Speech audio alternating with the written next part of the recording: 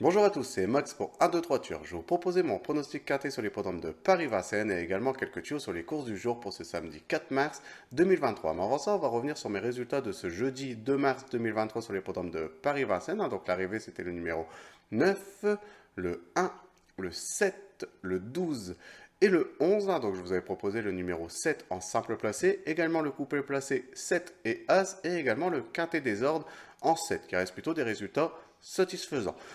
Sinon, pour mes tuyaux du jour, je vous avais donné le 10 dans la huitième course, toujours sur l'hippodrome de Paris-Vincennes. Et malheureusement, le numéro 10, c'était James Edmond, de l'entraînement de Jean-Michel Bazir, a été non placé. Il s'est mis au galop aux abords de la ligne droite. Après, c'était vraiment mission impossible pour revenir sur les premiers, mais il va falloir le garder pour sa prochaine compétition.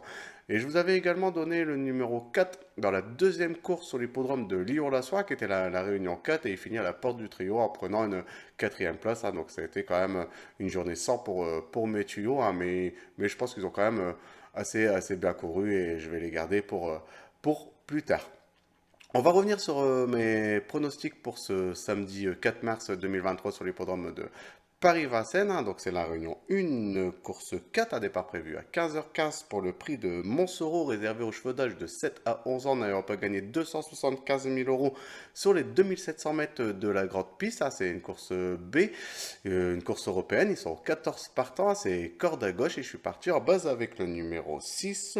Epson Darian de l'entraînement de Daniel Bétoir et de la monte de Eric Raffin a été disqualifié en dernier lieu, mais il faut vraiment pas en prendre compte de cette performance. Ça peut malheureusement arriver, mais j'ai été plutôt regarder sa quatrième course dans un lot qui me semble légèrement supérieur en courant très bien et a également gagné sur les 2500 mètres de la départ Autostar dans cette catégorie. Donc Eric Raffin envie de victoire après son retour, après quelques semaines, après quelques jours de convalescence. Et moi, j'en entends vraiment de nouveau un très bon comportement. Et il détient quand même la troisième meilleure réduction kilométrique du lot dans ce KT. J'en entends un bon comportement. Donc le numéro 6, Epson Darian en première position. En deuxième position, j'ai mis le numéro 11, c'est Éolien de Chenu, de l'entraînement de Christophe Alain Mallet, de la montée de Mathieu Abrivard, a fait toutes ses courses comme l'indique ses dernières performances, il donne toujours le tout de lui-même, a déjà devancé Espoir du Noyer qui retrouve aujourd'hui, à mon avis, en plus Espoir de Noyer va être très en vue dans ce quartier, sur cette valeur-là, en plus avec la montre de Mathieu Brivin, moi j'attends vraiment un bon comportement et il devrait de nouveau très bien courir et jouer une bonne place dans la bonne combinaison du KTA. Donc le numéro 11, Éolien de Chenu en deuxième position. En troisième position, j'ai mis le numéro 4, c'est Krakatoa, de l'entraînement de Thomas Malcuis et de la monte de Dominique Lochneux, a été disqualifié en dernier lieu, mais dans la ligne droite, il venait à mon avis chercher une bonne place. Il est dans sa catégorie, il court régulièrement très bien sur les podiums de Vincennes et également même en Provence. Moi, j'attends vraiment un bon comportement et j'espère qu'il viendra jouer les bonnes places à cote spéculatif. Donc le numéro 4, Krakatou, en troisième position.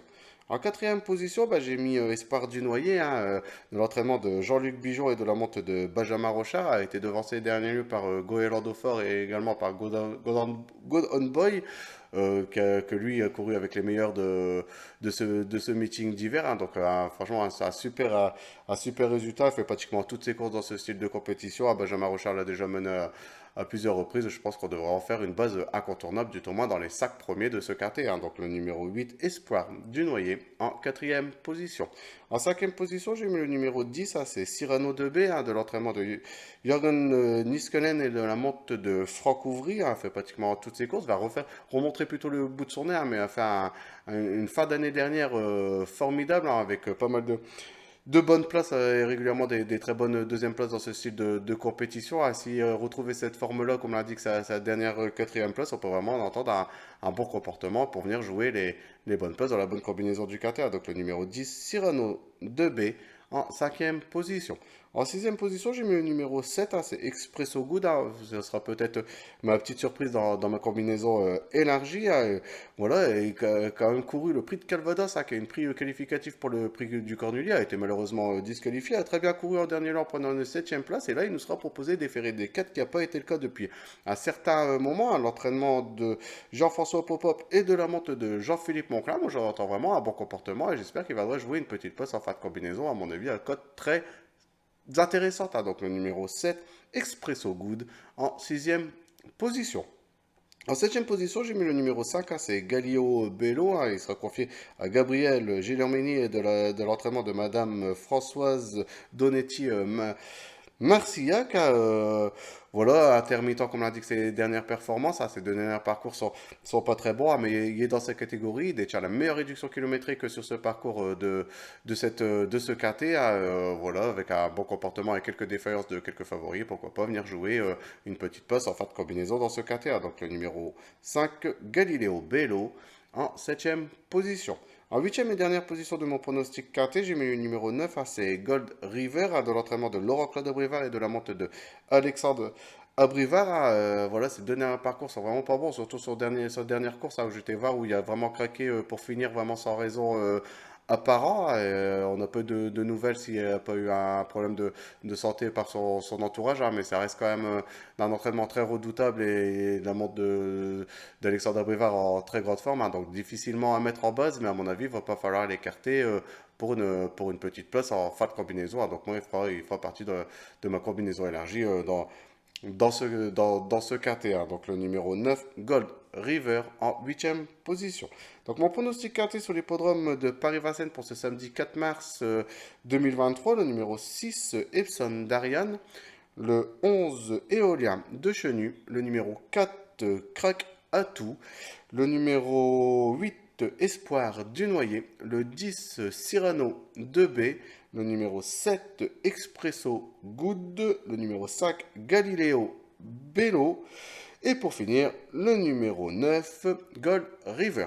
On va rester sur l'hippodrome de Paris-Vincennes pour mes tuyaux du jour. Donc j'en ai deux à vous proposer et les deux seront sur l'hippodrome de Paris-Vincennes. On va faire un petit retour en marche arrière. On va aller dans la première course de la Réunion et je vais vous proposer le numéro 2, c'est Hélène Bourgeoise, qui sera confiée à Mathieu Abrivard de l'entraînement de Mathieu Lebrec. A fait toutes ses courses, comme l'indique ses dernières performances sur ce parcours, car c'est un 2100 Autostar. Sur ce parcours, c'est une quatrième, une deuxième place et une quatrième place. Et là, il y aura un numéro 2 derrière la voiture qui a un super bon numéro. En plus, l'engagement est très favorable car il fait partie des plus riches de cette compétition et dans cette catégorie. Et je pense qu'on peut faire confiance à Mathieu Abrivard pour le ramener, en espérant la victoire. Car c'est un cheval qui ne gagne pas très souvent, mais j'espère que ça sera le cas dans cette catégorie. Et je le vois de nouveau lutter pour les très bonnes places du tournoi dans les 3 et j'espère même pour la victoire. Donc le numéro 2, Hélène Bourgeoise dans la première course et ça a un départ prévu à 13h23.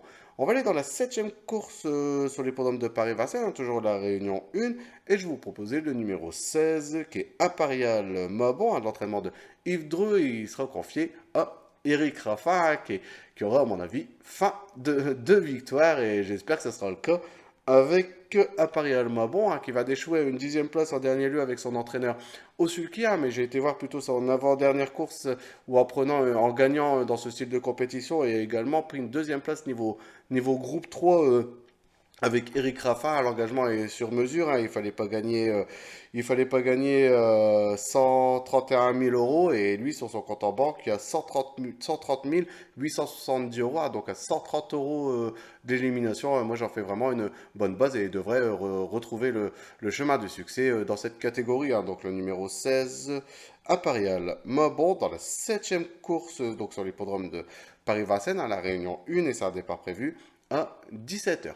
Ben voilà pour mes pronostics pour ce samedi 4 mars, 2023. Donc vous savez très bien que pour mes pronostics du dimanche et du lundi, je ne fais pas de vidéo sur ma chaîne YouTube, mais je vous propose tout de même mes pronostics sur ma page Facebook et également sur mon compte Twitter. Vous avez le lien sur la description et également sur sur ma bannière de présentation de ma chaîne YouTube. Donc n'hésitez pas à aller voir mes pronostics. Sinon, je vous dis à mardi pour mes nouveaux pronostics pour le KT de mardi. Je vous souhaite de passer de nouveau une bonne journée et je vous dis bon week-end.